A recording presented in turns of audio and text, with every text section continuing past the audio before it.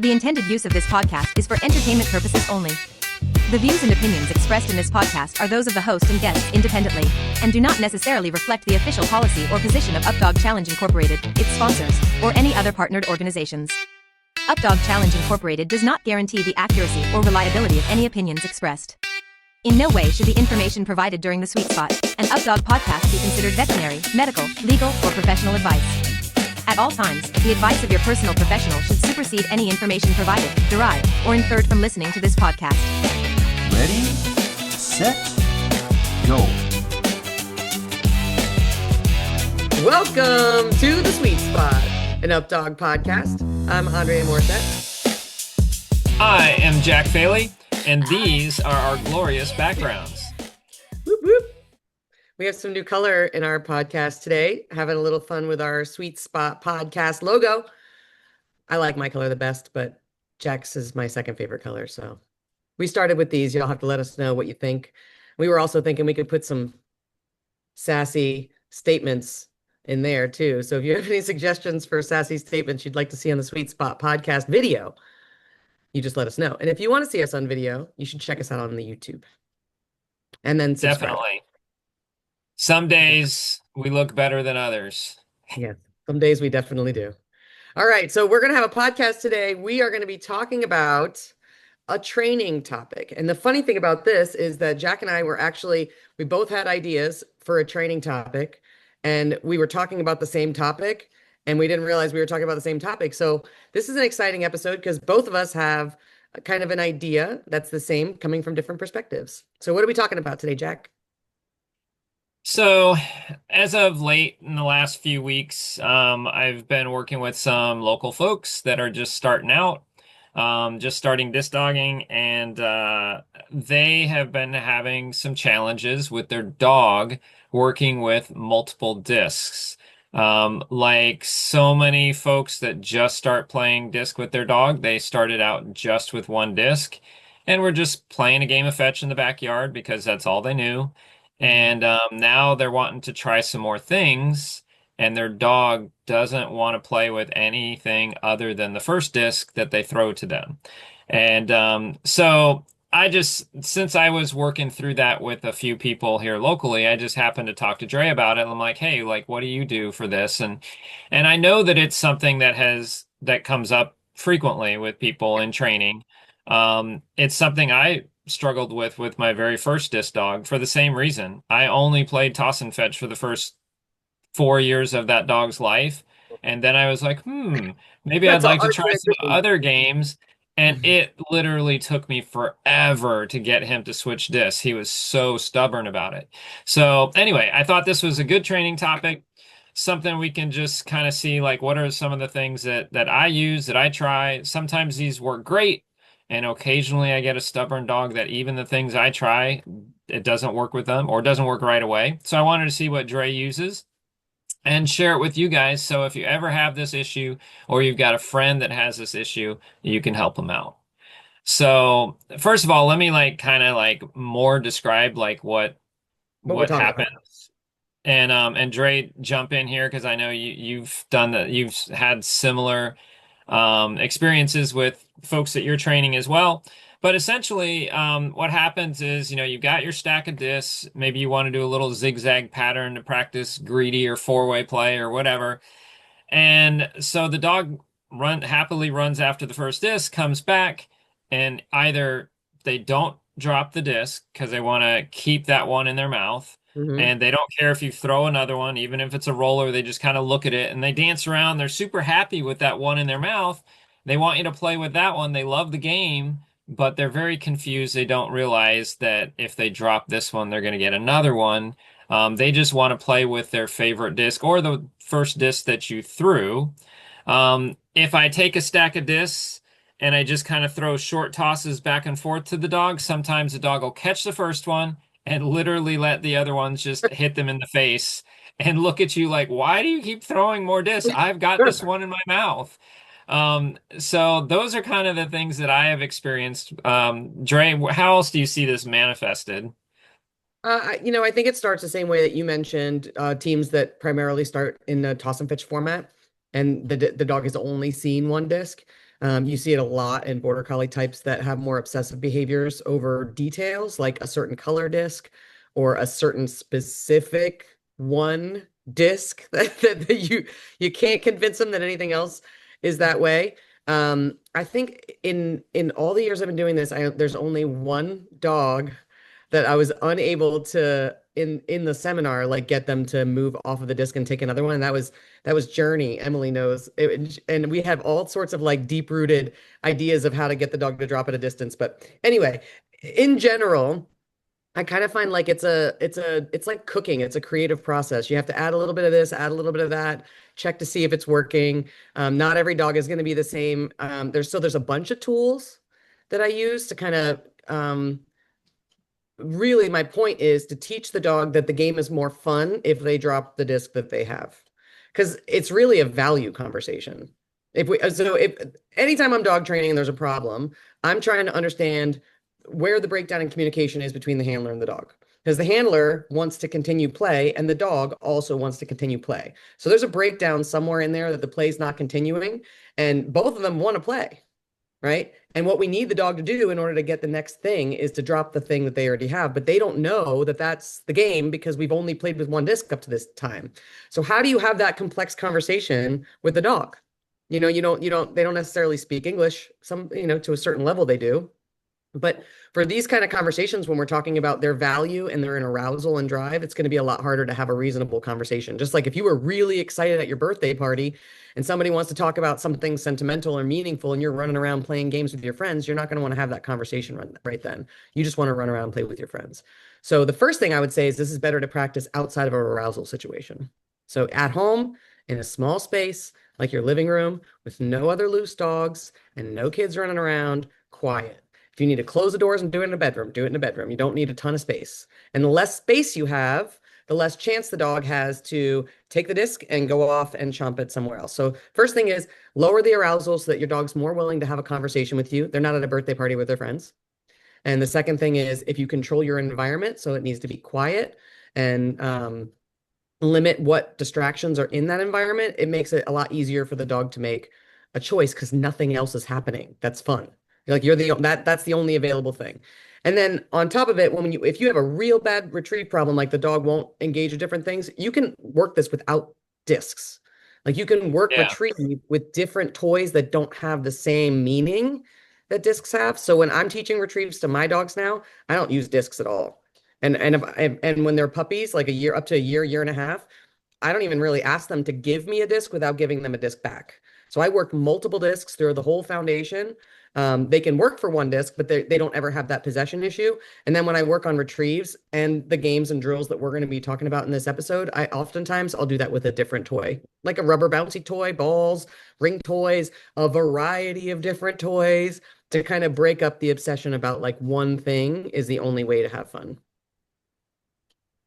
Yeah, I think a bunch of good stuff in there, Dre, and I like your analogies that you used. Those are good. They help me, hopefully help others kind of like picture and think about what it would mean for us, and then think about how our dogs are reacting to things. So a big thing that anytime that I'm working on anything, it's always about making sure the environment is conducive to the learning. And like you said, making it smaller, getting any of those exterior environmental things that are going to distract or give the dog the opportunity to run somewhere else with their toy and entertain themselves. Yep. Get rid of all of that, right? And so that I'm controlling the situation a little bit better so that I can make sure the learning environment is good. And always thinking about the criteria and how much we're asking of our dogs, and what the baby steps to get to where we want to be with our dogs. What are the baby steps along the way to get there? And those become like the criteria then instead of the end goal. Yep. And making sure that we praise those incremental steps. Sometimes I see people working with their dogs and their dog, they went from doing absolutely no part of the trick, no steps towards doing the trick, to maybe making like 2 or 3 incremental like steps towards doing the trick but with they no don't do it yet. praise. And then it's like a With no failure. praise, right? Because the Yeah. handler's waiting for like the end goal to happen. And it's like, hello, your dog has just done a bunch and made a bunch of progress. We want to make sure they're rewarded for that. So I think Yep. those are super important things to remember. Yep. It's super easy to see that when you're observing what's going on. And sometimes when it's myself doing it, I have to remind myself as well. Yeah. Keep criteria low, make sure I am rewarding my dog for the incremental criteria that I'm looking for, and don't wait until like, I get the end result. Yep. So if we were to like think through those things, what would I know you've got a couple strategies or little exercises that you would do to start working with the dog. You want to like start with one that you would do? Yeah, I mean, the first thing I would say is like even if like we were talking a moment ago about like what we would do and build up the dog to train it, but even if you're like you haven't done that in your foundation and you started with toss and fetch, or you're having this problem and the dog is 4 years old, like it's not too late to do all of this training. Any Oh, for behavior you sure. want to train, just break it down into small pieces. And I would, at that point, switch the disc for a different object because the dog obviously has a meaning for that disc that you don't want the dog to have. So if you have a 4, 5, 6, 8, 10-year-old dog that's having trouble with this and you'd like to break into some different games and you want them to be able to play multi-disc play, you can take all of these steps even with a dog that has lots and lots of experience only of single disc play. It's just going to take longer to overwrite the history that they have. The longer they've been doing the behavior, the longer it may take to overwrite that behavior unless you make it really reinforcing. So that goes back to what Jack was saying of like, the more you pay it, celebrate, have a party, the faster the dog is going to get the communication of, hey, this is more fun to do it my way. But if we're going to be working this, like let's say we're working on with a dog that has already done toss and fetch for a couple years and we're trying to go back and fix it. Um, I would say the first thing that the easiest way to solicit a drop, and it's a gift if it happens, is you throw the dog for an out throw, you have a second disc, and when the dog is retrieving back in, blast a roller right past them. And that trigger action of a fast disc going past them, it's not a throw, a roller. It's important because a throw, they're not likely to catch it because they're running the opposite direction. But a roller zips right past them, right by their face. You can get it real close to them. And that visible tracking activates their prey drive. And so if you have a dog with really strong prey drive, a lot of times they'll either chase that disc with a disc in their mouth, or they'll drop the disc that's in their mouth and chase it. And even if they chase it with the one in their mouth, I'm still going to celebrate that. I'm going to ask them to make a good choice. When the dog drops it to switch, I'm going to party. Even if they swap back, they still get credit for swapping that first time. So that's the easiest way to solicit a drop is with activating their prey drive. Now, I would say that works maybe 30% of the time. How So far should that throw be? Like how far out do I want to send that initial past the throw? dog. It's just important that it's past them, the opposite direction. So like if they're retrieving back in, so you might be throwing it when they're 15 yards away from you. So you might want to throw it to be, 20 or 30 yards to the sweet spot. They're clearing the sweet spot. They're in front of you, and in between the sweet spot and you, blast a roller right past them. And again, rollers do have a certain spin and a certain fade. So if you're going to be blasting a roller past your dog and you're right-handed, make sure you're throwing the roller past the right-hand side of the dog versus lefty, throw it past the left-hand side of the dog. We don't want to solicit really close interruption rollers like that and have them like careening off in the wrong direction. So if you do want to do a fast roller past your dog and you're a righty, just throw it to the right-hand side of the dog as they're running back to you. And that's going to help the disc fade in a more safe way for the dog to catch. And it's likely that the disc will be dead all the time by the time the dog gets there, but just as a precaution. What was your question? I forgot what you said. Oh, how far the dog would Like the carry. initial throw. So like Yeah. my dog doesn't have any discs, Mhm. and I'm about to throw my dog Oh, the out. initial throw. I don't Yeah. think it So like matters. how like distance wise, how far Sweet should I be spot. doing this with my dog? You want them to at least be able to be at sweet spot distance, a little over 20 yards, so they have time to turn around and be looking at you on the way back without being at you. Because the dog is more likely to drop when they get close to you, but that's not the exercise we're trying to. Ideally, in the end of the day, I would like for you guys to have dogs that will drop anywhere on the field when you ask them to. And so if the dog will give us distance from this first test of the roller, if 10, 15 yards away, they'll drop 10, 15 yards away. That's a win. That's the biggest win you can get is being able to capture it on prey drive. And another way of doing it is, they'll come in and drop it next to you, and then they'll get a second different disc if they can pursue that. But if we can do this at a distance, that makes it a lot easier. And then from that drill, we go to a passing drill, which I think Jack wanted to talk about. So if that first kind of like, hey, let's see if this works. And if we get lucky, then it's going to be a lot easier to fix the problem. But if that doesn't work that 30% of the time, then I go into a passing drill that communicates to the dog that if you drop, you will get this next thing. And it gives them more time to kind of consider that. But that's the thing that Jack and I had the same idea about. And we didn't realize we had the same idea about. So I wanted Jack to kind of tell me what he thought that drill was for him. So it was just a slightly different drill, and this would not be the first drill I would do with the dog, but connected to what Dre is saying, I would just roll it or throw it, doesn't matter. Just depends on the drive and what you've already been working on with the dog. If it's a puppy or something, obviously a roller. I would just roll it out. I'm here and I'm rolling it out down the field 7 yards, 5, 7 yards, right? Not far. Mm. And if I've got a dog that likes to entertain themselves with the disc, I would even like follow my Yeah. roller. And as soon as they turn around, be like, oh, yeah, great job that you turned around. And I would immediately then send the roller going the opposite direction. So, like, if the dog Mm. ran out this way to get the first roller, I'd come and I would meet them, and then I would throw Oh, yeah. it this way. So I'm kind of in the middle of the zigzag, and I That's just cool. want it to be super short rollers back and forth. And all I'm looking for, like Dre said, if they give it attention to chase it, but they don't drop the disc, first of all, that's an incremental step. At least they didn't ignore it and just, Yep. mouth their own disc that they like and ignore that roller. If they turn and chase it, hey, that's something. They're giving it attention. And then I'm hoping that they're going to drop that disc, right? And pick up the other one. Even if they just drop it and don't pick up the other one. Again, it's an incremental step. So I'm going to be like super excited about those incremental steps and pay that dog with either giving them a tug on a tug toy that they like, giving them a tug on the initial disc that they like. Maybe it's a kibble treat or something like that, but I'm going to be rewarding those little incremental steps along the way. But basically, it's a zigzag with me in the middle. And I don't want to send them too far because I want to make it easy on me. I don't want to be doing wind Don't sprints want to back run. and forth.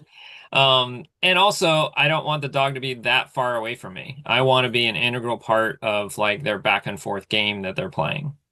Yeah. That's cool. So it's just a slightly different variation of the same concept. I definitely use more distance than you do.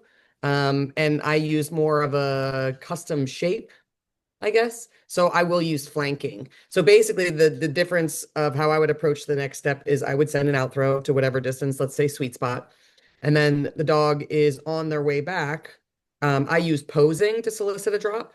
So I would basically show, let's say the dog's coming from over there. I threw my first disc. And then as the dog is coming back, I turn this way and I show the dog the next throw and I'll say catch. And I'll wait for the dog to drop that disc. I'm not going to say drop. I'll wait for them to drop the disc because this is telling them another throw is coming. And if they spit out the disc, then the throw will come. So sometimes, most of the time, the dog is at me or just slightly past me when they get to the point where they figure out they need to drop it. And sometimes they even stop at me, look at me like, what are we doing? And I'm not saying it, I'm just waiting. The dog's going to get bored. What are they going to do? They're going to spit the disc out. There are dogs out there though that will happily chomp. So if you have one of those dogs, interrupt that behavior as displacement. So just, gently hold up their collar so that they can't shove their head down and chomp the disc and just wait. And then you might want to use a different approach or certainly a closer approach for that dog so that they can't self-reward, like what Jack was talking about. But for Yeah. this one, like if they're coming in from this direction and I'm throwing this direction, where I was talking about the flanking, I can actually turn and create like a circular shape where I can keep the dog moving. So a lot of times for border collie types, when they're in that arousal state, they have a hard time letting go of the disc. They're like holding it and they don't even necessarily know or maybe it's just dangling on one tooth and they won't drop it for the life of them, right? So if you give them that, if you keep moving, it helps dogs like that get unstuck. where I find like if I stay still and I just hold my pose, sometimes a border collie type or the types that are real sticky like that will just stand there and stare at me and hold onto the disc, and they're perfectly happy to stand there for 10 minutes, which is kind of the experience we have with Journey.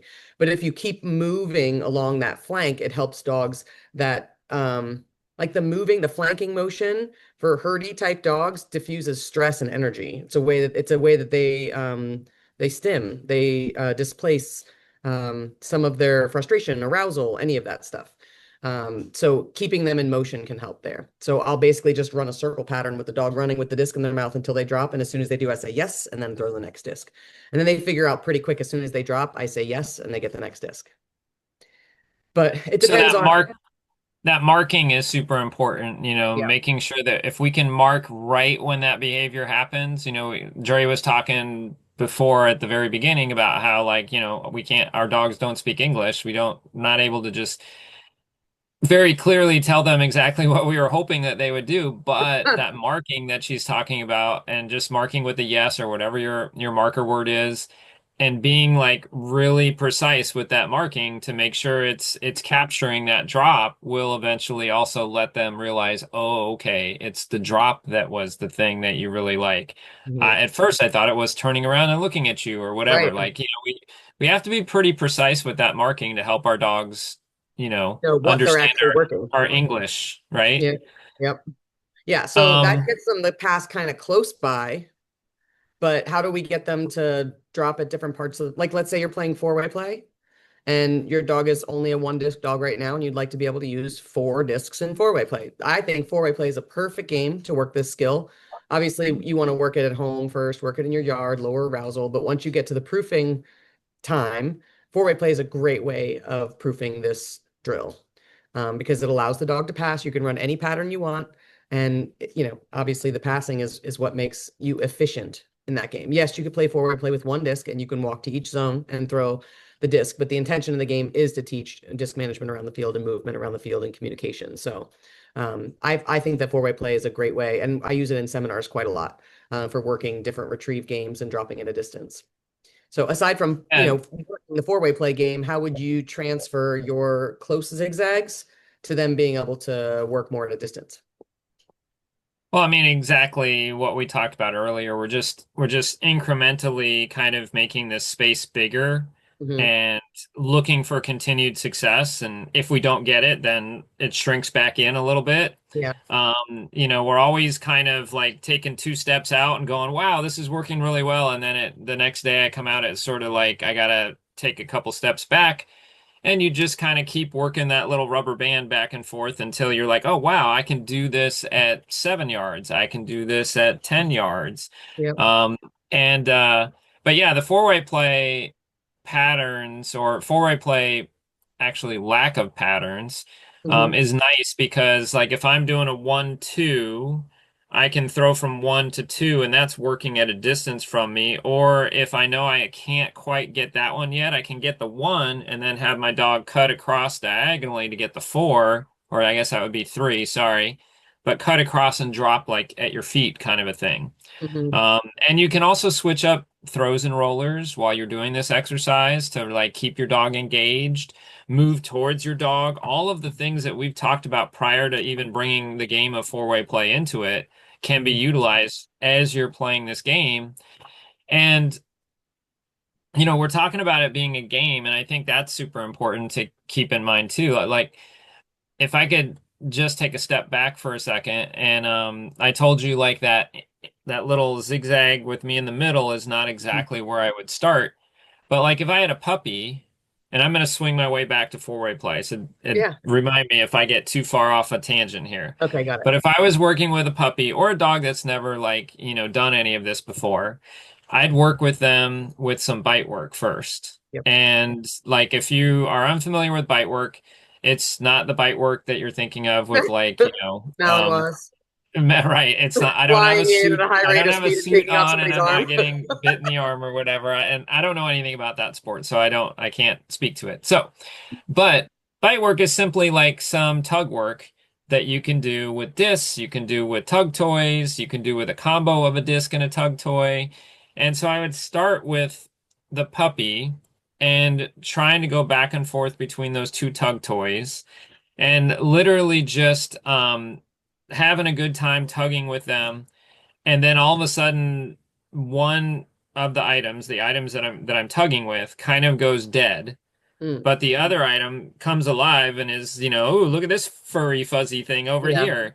And as soon as the dog, like if the dog looks at the toy, most puppies, honestly, if you start early, most puppies will immediately drop because they're like, well, this one's no more fun anymore. Yeah. I want to get this one that's alive over here. But if you've got a dog that already has those tendencies of, I don't want to let go of this one, Possession. even if they look at that other toy, yes, great job, give them like a tug, you can keep that game going with them, but then stop the game. You're still holding the tug toy, but you're not tugging with it. It's gone dead. And so you can use that game to switch back and forth between the two tug toys.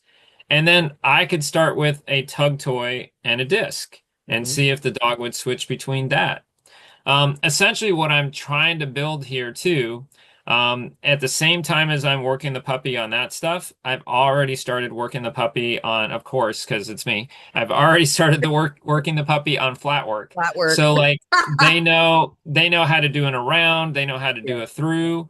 And so like what I'll do oftentimes is I'll say through, tug, tug, tug, great job. Yeah, all right. And then I'll ask them for a through. When I ask them for a through, a lot of times they will just immediately let go of the tug toy because they're like, oh, I've got to do this thing now. And then they do the through and they get the tug toy again. And so this whole process helps me to build an understanding with the dog that I'm going to ask you to drop. When you do that, the next thing happens, whether Mhm. it's another disc or whether it's a through. And Right. the minute that you hang on to that tug toy and you don't drop when I say that ask you to drop, the whole freaking game stops. Yep. And I just basically the tug Stay toy goes still. dead and I just stay there and wait. And they're like, "What the hell?" Or Hmm. sorry, it's a puppy. They're like, "What the heck?" And and they're like, why aren't we playing anymore?" And then, like sometimes I'll just have to walk away and then come back, or many times they'll look at me confused and then eventually drop. And when they drop, yeah, great job. Then I ask them for a through, I give them the tug, and it goes back. And Yeah. that little game helps them to realize, okay, if I drop when given the cue, more cool, fun things happen. If Yep. I hang on to this disc, the game sort of just stops. Dies. So now Yep. if I go back to four-way play, I'm now on a much bigger field. I've spread it out. My expectations for my dog are much higher.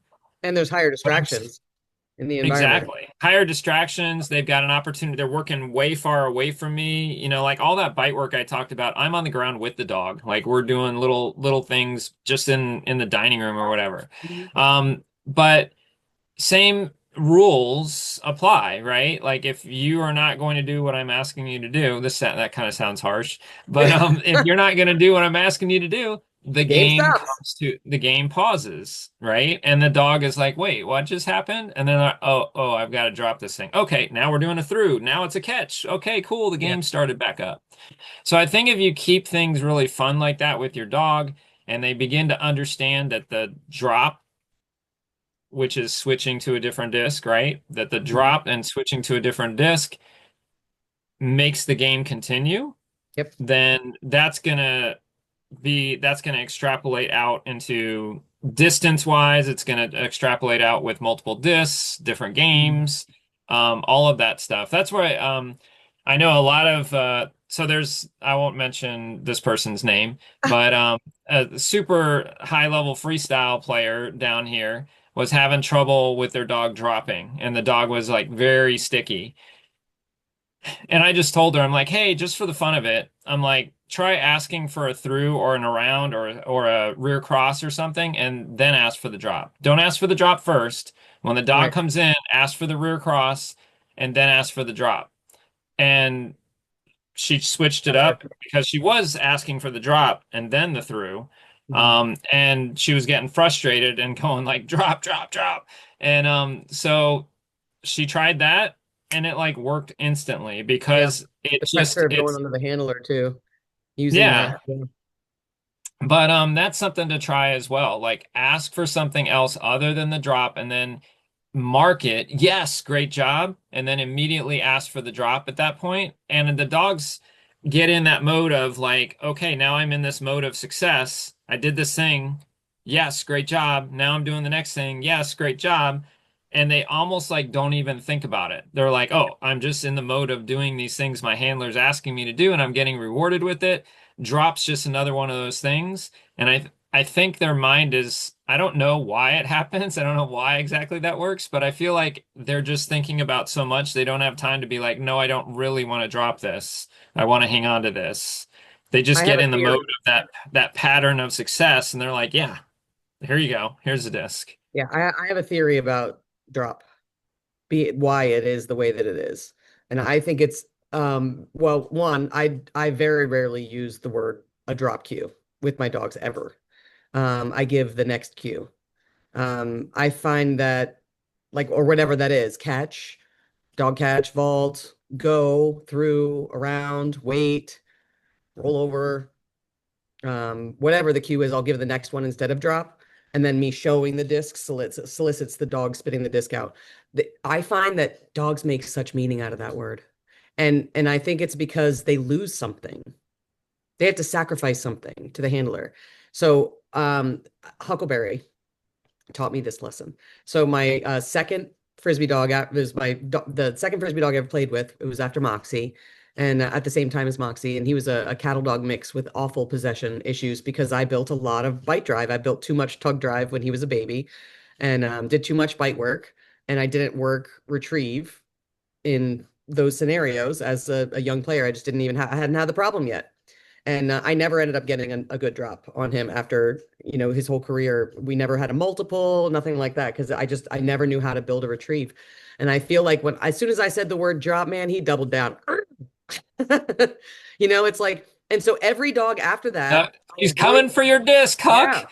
yeah, every dog after that, I avoided teaching a handoff retrieve without giving, I trade. So basically, I started only trading for retrieval training all the way up till the dog is an adult, year and a half old. And I'll teach retrieval, swapping toys and stuff with different toys other than disc. Like I don't need all that mess, all that meaning to be on the disc. And it's just the dog is going to associate rules depending on the toy. And so if you're always changing up the toy, then you get more of a generalized concept of the rule or the concept. If the only time you're really using drop is when they're in high arousal and they have this most prized toy, the best thing in the world, they have to do all this work to get, then it means something significant when they have to give it up to you and then do more hard work, especially if they're tired, they're running, maybe they're a little bit sore, maybe they just failed and didn't catch the disc. And a lot of dogs struggle with failure. I had a Mayhem would do that. If she missed a toss and fetch throw 40 yards, she would stand over it and pant for 5 seconds before she came back and feel bad about herself. And I'd be like, it's okay, baby, let's go. And she would just sit there and just, she just struggled with failure. So sometimes, dogs add a lot of meaning and rules to a dominant toy in the game. So in this game, it would be like fly ball, it would be the ball, right? Disc, it's the disc. So I feel like we have to be really careful what rules we attach to the actual object because those are hard to change. Once the dog has a really strong value system for that toy, it becomes a lot harder to convince them that they are going to get something of equal or greater value if they sacrifice it to you. And so while they're having that whole conversation of possession in their head, you're waiting for them to drop the disc. Well, and as you talk to, it's interesting, right? Like different games Mhm. from a judge watching, I would say that the game where I see the most challenges in dropping is like, say, throw and go. And I don't know, I assume it must have something to do with the length of time that dog has had that disc in their mouth, like and the distance they are away from the Running. handler. They're They're tired. the Yeah. Yeah, they're the furthest away from the handler. They've had this disc in their mouth for a while. Um, you don't see it as much in games like four-way play where the action's moving really fast or go straight to freestyle. You don't see it in freestyle as much either because stuff is just happening so quickly and the handler and the dog are completing so many different tricks, if you want to call them tricks or motions or whatever, throughs and arounds and flips and Catches and fishes or right. whatever. Like, um, and I would also say to your point, Dre, during freestyle, most of the time, unless you're working like a distant zigzag or You don't something, have you're time to not make calling drops. drops all the time. Like You when you're don't. doing all that inside work, Yeah. you're not going flip, drop, around, drop, Yeah. rip, vault, Or even drop, people would out. be like, remix, drop. Like the dog knows its name. You don't have to say it in the training. You don't have that much time. And often what I'm training is freestyle, right? Most of the teaching, the instruction that I'm doing is, and with my own dogs, everything I'm doing is gearing towards being able to play freestyle. So these are all concepts that, I'm applying at the highest level of the game because I don't want it to be broken there. And so it all has to kind of get worked out in the beginning levels of the game pretty clearly. Like I can't really play around with a dog that won't I won't get past that step. If a dog can't play toss and fetch or can't catch, track him, or hand off the disc, we don't progress until that happens. Like they can't do any of the games that I want them to do until we have that skill. So maybe I'll work on dock diving for 6 months and let them watch the other dogs play frisbee and then come back and see if they're interested in playing the game again. But I feel like the toy thing, I've seen it so many times now with my own dogs even that I avoid possession. I avoid competing with my dog for any kind of toy for like a long time. They either get paid with a treat or paid with another toy if they hand something to me. And I do not take it and make them do work. I don't take something and make them do work for like a long time because Huckleberry absolutely broke me with not being able to fix that bite work problem. And it was just more valuable for him to chomp and own and smash and destroy that disc than to play with me. And so I was like, well, that really limited what we could do, and it really limited my joy of the game. Like there's nothing worse than in toss and fetch to be having a great round and you're on the fourth throw and the dog won't hand you the disc and you're at the world championships and this is a high level dog who has an opportunity to do well and they won't even spit out the disc. Well, So yeah. the more the stress is on you and the more you're like, come on, let's go, the more you're Mhm. amping them up to like Yep. bite really hard on that disc, and Yep. it becomes even, yeah, it becomes even more challenging than at that point. I want to like swing back around to the very beginning because I know we sort of got off a little bit on working the drop, which You wanted to come totally back is to part four-way is play too. Did you do that? I did go back to four-way Okay, play, good. so I I think want to I'm good make sure. there. But we started talking about like, kind of like controlling the drop and making sure our dog will drop when we want them to, and that definitely is part of many issues with multiple discs. But I also have seen dogs that will drop the disc, but they just like if you when you throw the next one, they're still like just looking at the ground at the first one. Like, no, dude, it's you, it's the yellow one, not Yeah. that blue one and not that red one.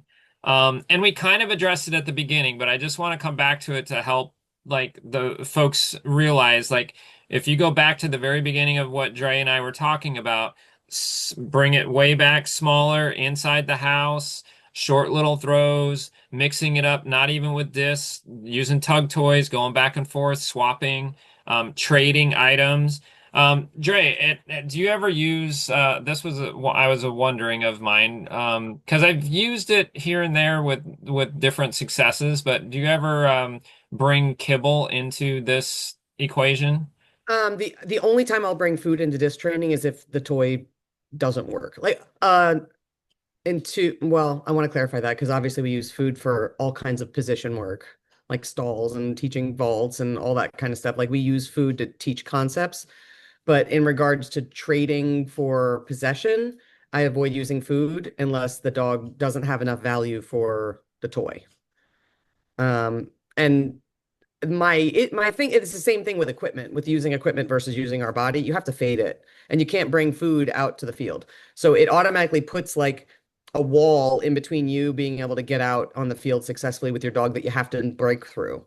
So if I can avoid putting walls in the way, Because ultimately we want to get you to the field as quickly as possible so that your dog can start getting used to the environment and you can start getting used to the environment and you could start getting involved in the community and having community support and making friends and exchanging ideas and all that stuff. So if we can make it less scary or easier for the dog and the handler to get onto the field sooner and have some incremental success in these areas that we're working on, then it doesn't have to be such a big monumental accomplishment to, like, if you're working for a year on your retrieve and then you finally go out to play, you're gonna have a lot of anxiety around that round. You've invested so much time, right? If So I you're don't like working to, on a year on your retrieve, I get commend some you new for ideas. your stick-to-itness.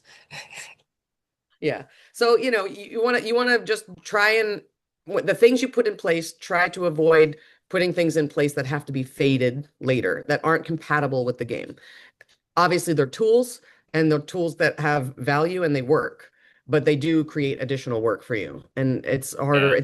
It's a less linear process for the dog to learn. So yes, I would I'm use just food, but thinking, only if I have to. I was just gonna say, I'm just thinking of like Tally. I know I used treats with her, but She was lower she drive. was not motivated at all for a tug. Yep. She wasn't really motivated for toys. Like the only thing that she really cared that much about was good treats. Yep. So that was my reward Yeah. for her. And we I ended up have. getting there. It took a long time, and I Yep. did have to fade the treats because obviously I can't bring the treats to the field. But even as much as we were able to do, like I still right before the round or whatever, I would still trade her discs for treats, trade chomps for treats before I went out onto the field just to get her into the mindset, get her going and like, okay, Yep. this is what we're doing. And then she would do a 2 minute routine without any reinforcement of treats or whatever. Right. First thing she got when she got back off the field With treat. was treats. Yeah. Yeah. So that Um, that just it brings up a quick uh dog training concept that might add value to this for people that whose dogs don't have the most value for toys. I like to talk about the three pillars of reinforcement for the dog. So they have food, affection, and toys. And there's a range in there, right? The lowest value food the dog will work for, and the highest value food they'll work for. The lowest value toy, the highest value toy, the lowest value affection, the highest value affection. So, like, if your dog doesn't have a lot of toy drive and you want to build up their toy drive, you can use the other two pillars to build that toy drive up. Now, if you have a choice between food and affection, I would use affection for disc because you don't have to fade that. And what that could look like is if you've seen me on the field, you've seen it. I'm smacking my dogs around and I'm loud and I'm telling them they're amazing, big, strong dog, and I'm hugging them and squeezing them and shoving them around and pushing them around. And I'm loud and affectionate with my dogs. I use that affection pillar a lot because I don't want to rely on food. And I don't want to have only as the toy being the reinforcer because then we get in this possession thing again. If the only thing that like the holy grail is the disc, then you're always negotiating for filet mignon, right? And if the dog's always getting filet mignon, then you hand them a roast turkey and they're like, I'm not sure. I think my filet is better, right? If they have the disc and you're negotiating with a different color disc or a different type of disc or not the disc they have, and they're like, I'm happy with the dog. So you want to make sure that you have currency with your dog. So it's not just food or toys. There's affection as a pillar too.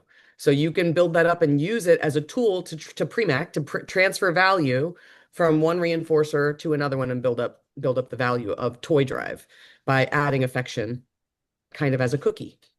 And that happens with the energy that you use. So again, if all the time that you're talking to your dogs, you're like, sing, bah, bah, bah, then when they do something great, it's not going to be any different.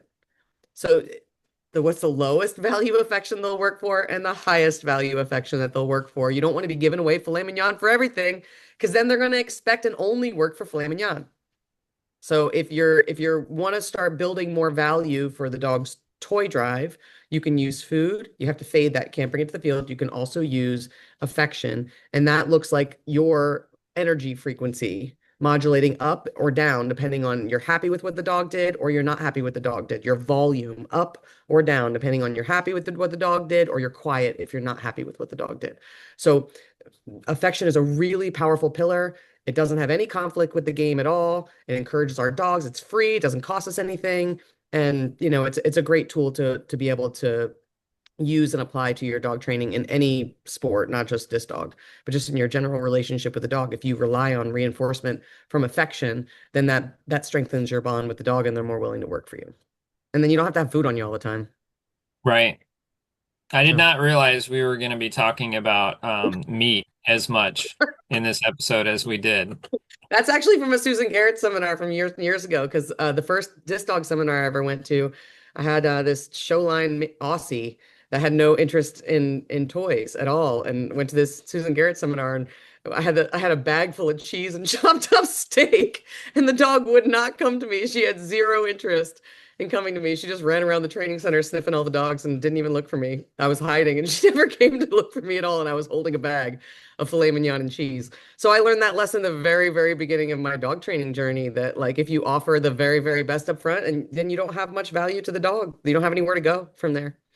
So I made a spreadsheet back in the day or a list, of all the reinforcers, low to high, low to high, low to high for all three pillars. And I've really been working on that since, just making sure that I have as much balance between the three as possible. And every dog's different.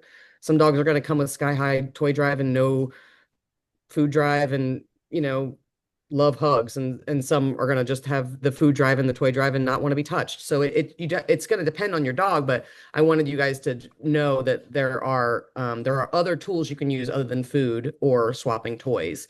You can also use your frequency to reward the dog and build that trust and relationship. I think All right. that that's a good thing to kind of close on is Yeah. that notion of, every dog is a little bit different. Um, every dog learns a little bit differently. Every dog has different things that they are going to desire more, right? Like love or filet mignon or whatever it is. So hopefully we've given you guys a number of different things to try. If you or maybe a club member is having a challenge with switching discs, working with multiple discs or drops, send them this episode. Maybe there's something in here that can help them. I know it's can be very frustrating. I've seen many teams that, are playing time warp with a return of the same disc every single time, or playing greedy where the dog is returning the same disc Mm, back to the line every single time. They walk up, they drop 7 discs in the middle in the because they can middle. only Yep. play with that one. And it can be, I'm sure that's got to be frustrating for the handlers because it very much limits your personal best that you're going to be able to get if you're only playing with one disc. It limits the strategies that you can use. So perhaps just thinking about this, taking a step back, trying a couple of these exercises with your dog, maybe can open up a whole new world of multiple discs for your dog. A Um, whole new we, world. That isn't that from Aladdin? I think it is, yeah. Yeah. All right. Amazing. Hopefully you guys have an opportunity to do some training with your dogs in the cold. And It's the perfect time of year to be working retrieves. If you're stuck inside, there's no reason why you shouldn't be working on cool stuff like backstall, footstall, your dog handing off, going from, on a pedestal to hold a disc, drop a disc, catch multiples in a location. It's all kinds of fun tricks. There's some fun training groups and meetups that have been popping up, where friends are just getting together and training to get out of, being cold and iced into your house. So connect well, with you friends, said get there's on. no reasons why I wouldn't be working on a foot stall. I can come up with lots of them, but I'm not going to mention them here. Or I said, or lots of stuff. I'm just saying, Okay. winter All right. is a great time to work on inside tricks, and retrieve is best taught indoors with less arousal in a smaller space. So this is a perfect opportunity for you guys to work on your retrieves. If you want to set up your equipment, you can have your dog go to a spot to work some distance work. It's a great time to try it out. So if you guys are trying any of that training, tell us about it in the comments because we would love to hear if it's working for you, if you have any extra ideas, what's working, what's not, and maybe even some of like what are your dog's favorite treats that are really high value, or toys other than discs that are really high value, or ways that you get your dog excited about working with you through your affection to them. So, drop ideas in the comments. Our community loves all different kinds of ideas. And as Jack said, every dog is different. So, maybe what you're doing with your dog is going to make the difference for somebody stuck with a behavior with their dog. In the meantime, Be kind to each other. And be kind to your animals. And BKTY. Uh, Be PKTY. kind to yourself. Be kind to yourself. We'll see you guys next time on The Sweet Spot. Sweet spot made of this four-way play, fragility, time warp, spaced out, throw and go, freestyle, far out, now you know. Some of them wanna get greedy, some of them wanna get funky. Fireball, boom, 7-Up, plenty of ways to play with your